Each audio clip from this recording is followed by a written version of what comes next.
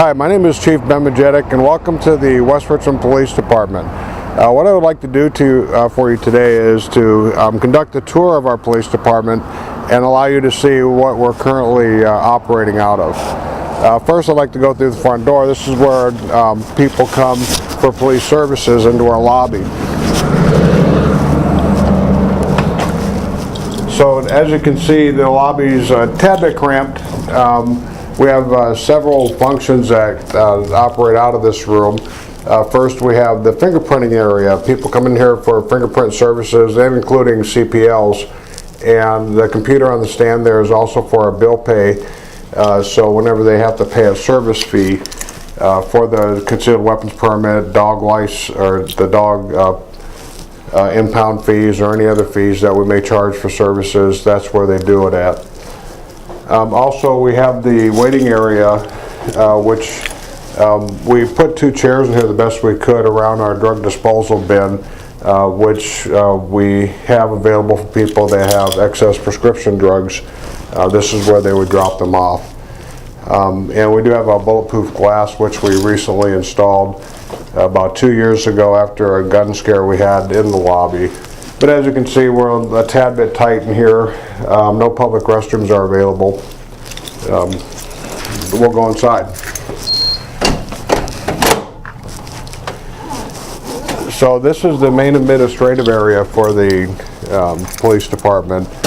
We currently have 2 offices, one for the captain and one for the chief. We can go into the captain's office here. As you can see, we don't have a lot of storage area. So it's generally a clutter. We try to put things where we can until they can find some long-term storage solution. And also, we do not have a conference building in the building, or conference room in the building. So in each of our offices, this is the only place we could put some small tables, as you can see, and I'll show you my office here in a minute, where we can have meetings. Most of the time, if we have over 2 or 3 people, we have to try to find a different venue outside the police department to hold the meetings. And that happens frequently, probably about once every week at least.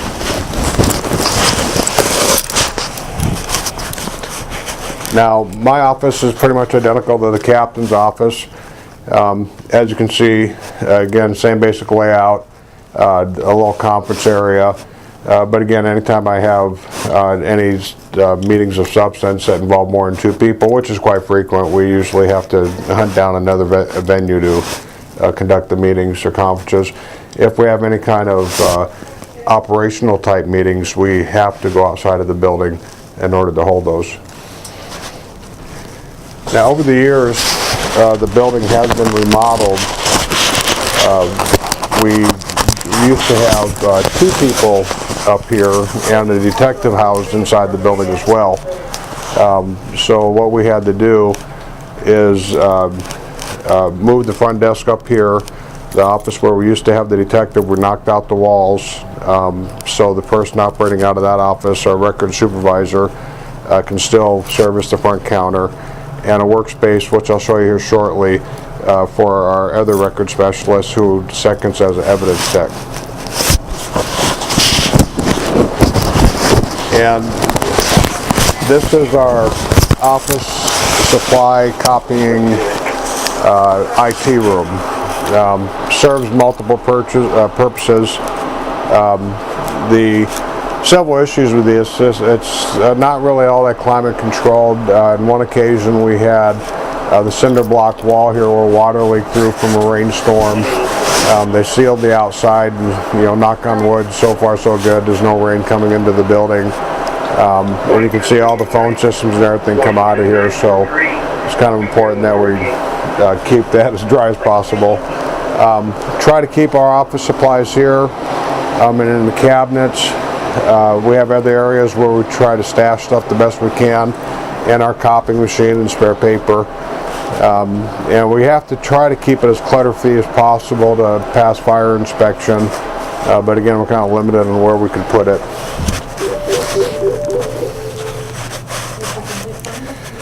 This is where our third work area for our record specialist. She also does evidence processing and back there you can see the filing cabinet. We're supposed to have a secured area for police files. The current police files are stored there in a locked cabinet. It poses a little bit of an issue as far as security. Nobody's supposed to have access to those files except for the records clerks, but unfortunately we don't have a separate secured area, so that's the best we can do. Now, as far as break rooms, again, this used to be the detective office. We converted this over to the record supervisor, and this is our break room, which we had to confine a little bit.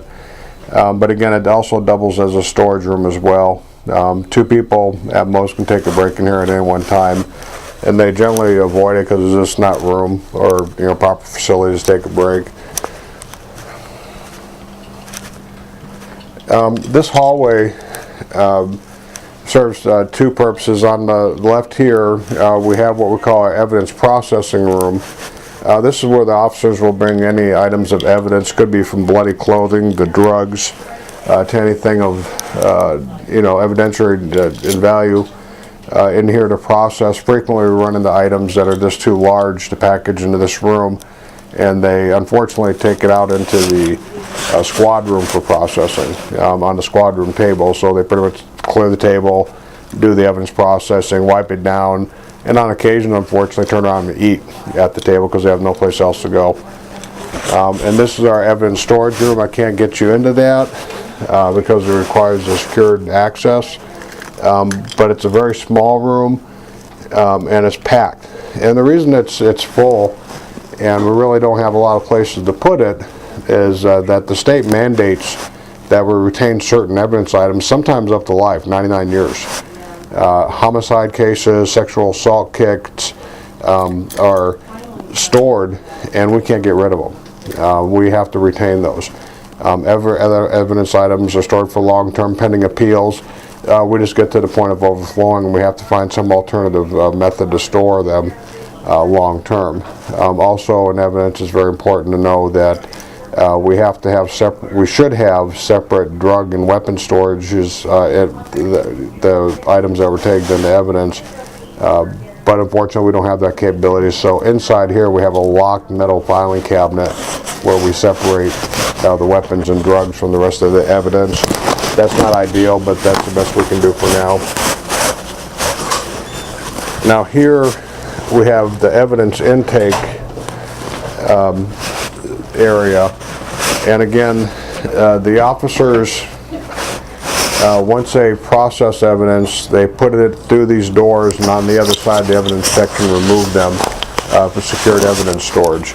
Again, they're wood doors, not secured, and this section right here should be in a secured room itself, but unfortunately we don't have the facilities to do that.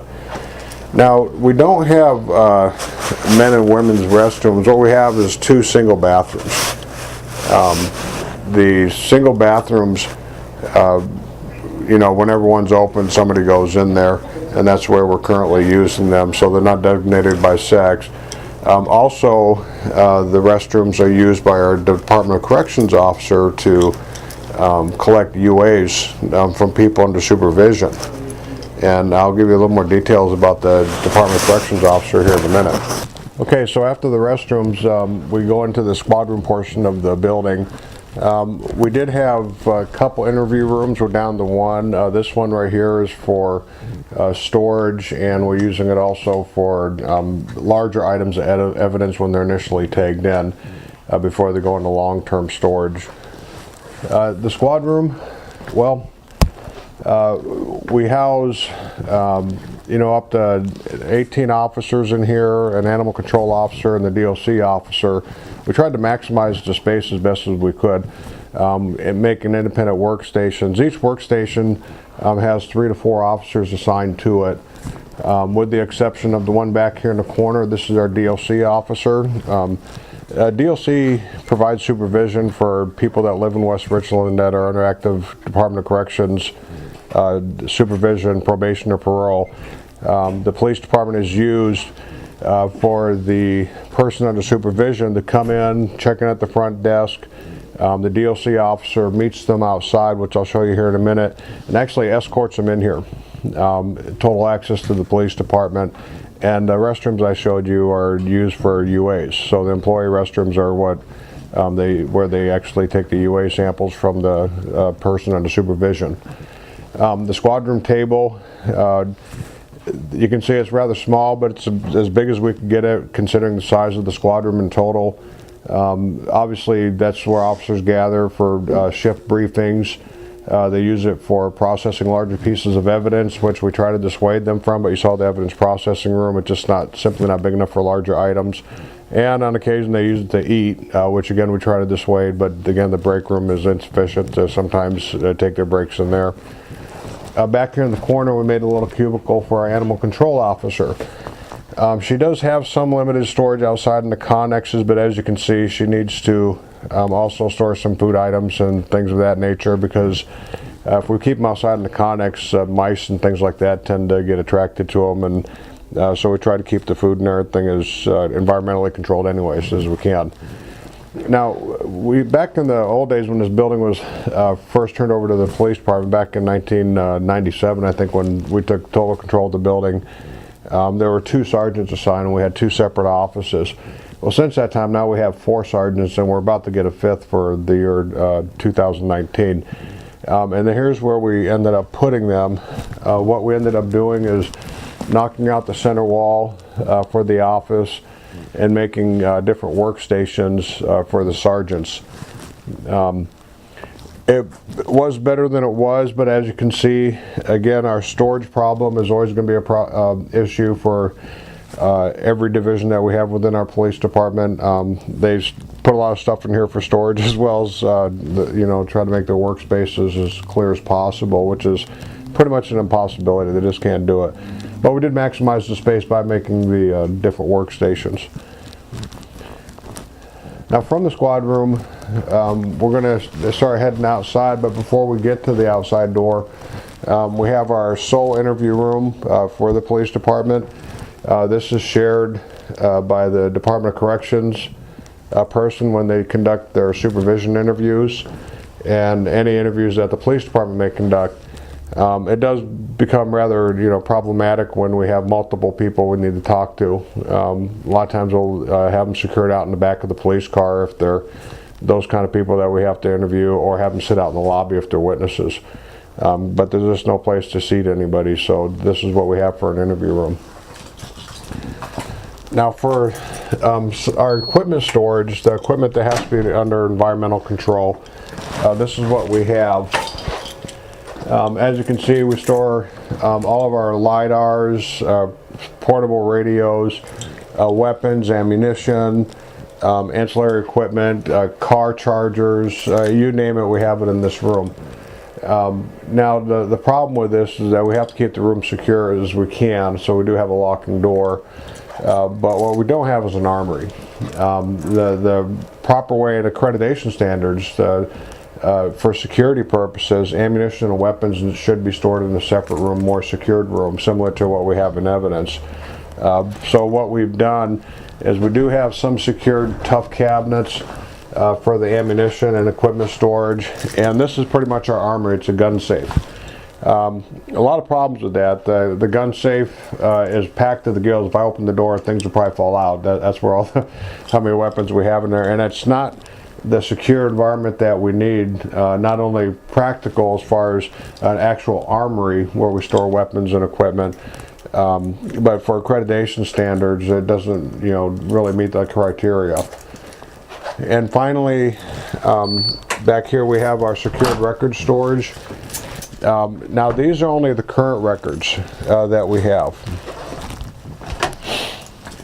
So these are more recent records, dating from 2010 on up.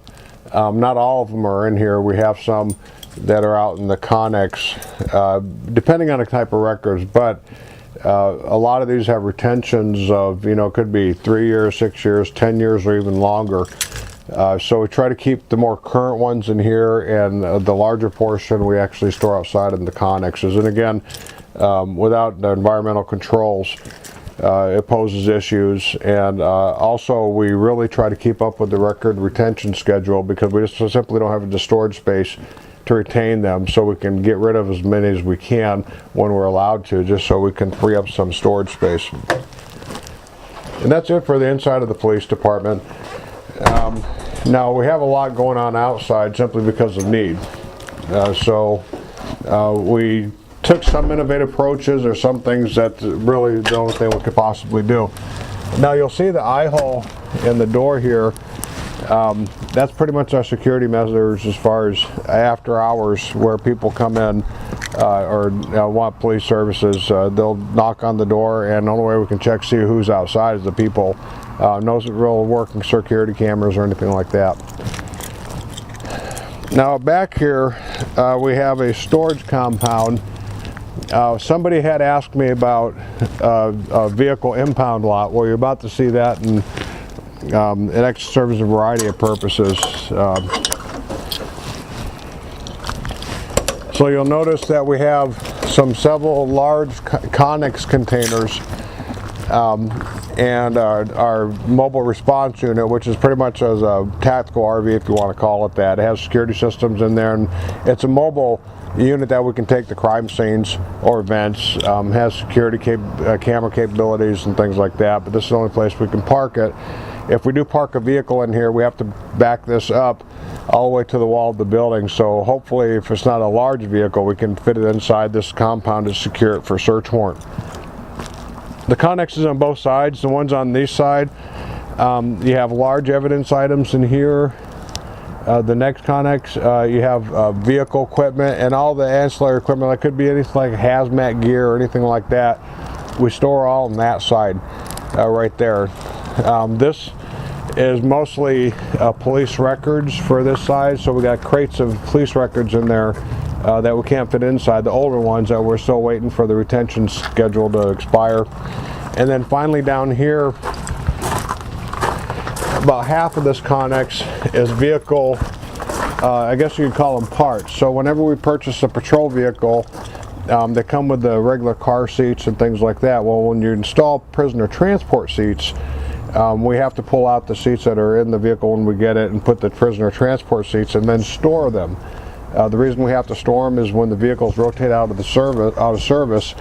Before we do that, we take the stripes off all the equipment and we put the old seats back in so we can sell them at auction or turn them over to another city department. But this is the only place we have to store it, and that's pretty much packed to the gills.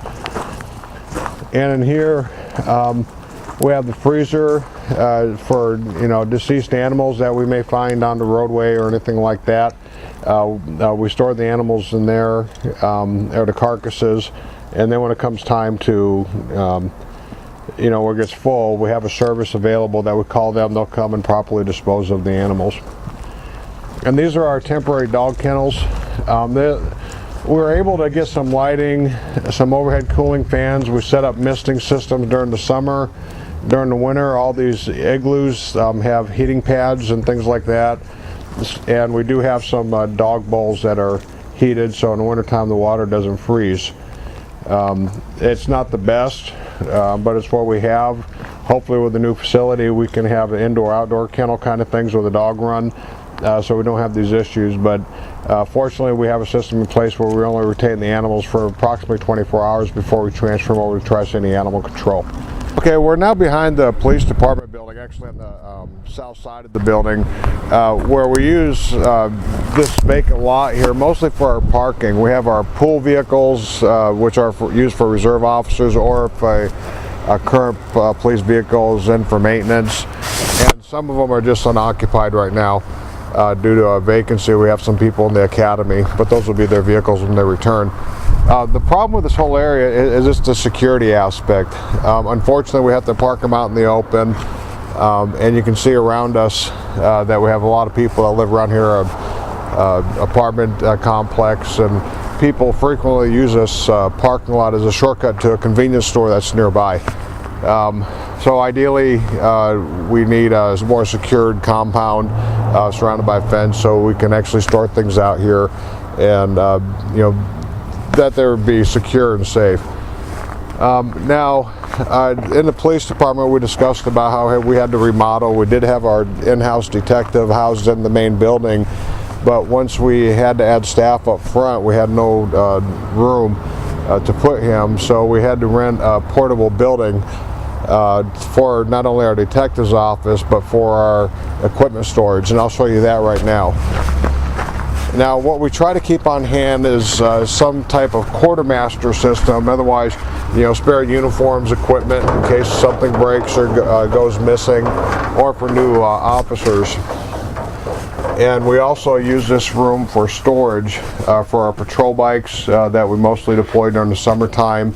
And again, all of our spare equipment for pistol belts, duty gear, ear mics, spare uniforms, jackets, things of that nature, and some kind of a climate controlled environment. So this is one part of the portable building that we really needed, because we did have this out in the Connex earlier, but the Connex is now filled up with records because we ran out of room, so we had to get the portable building in order to store these items in here. Now, next door in the same portable building is where our detective is currently housed. Now, this was viewed by the Police Facility Assessment Committee, and jokingly, but unfortunately it's true, is probably about the best part of the whole police department that we have as far as space. Our detective is housed in his office. He has his own restroom, and we also have a interview room for him to bring in any witnesses he may have, or victims or anything like that, for interviews, which are conducted daily.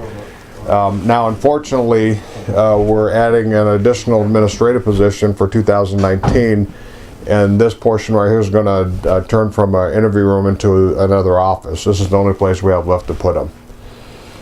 So that's pretty much the West Richland Police Department facility that we currently have, and hopefully I've answered most of your questions as far as what we currently have and how we're trying to operate out of it. And obviously, if you have any further questions or inquiries, you can contact myself, Chief Ben Majetich, directly either by email or phone, or you can go to the variety of resources we have on the city website. Well, thank you for your time reviewing this, and we'll see you later.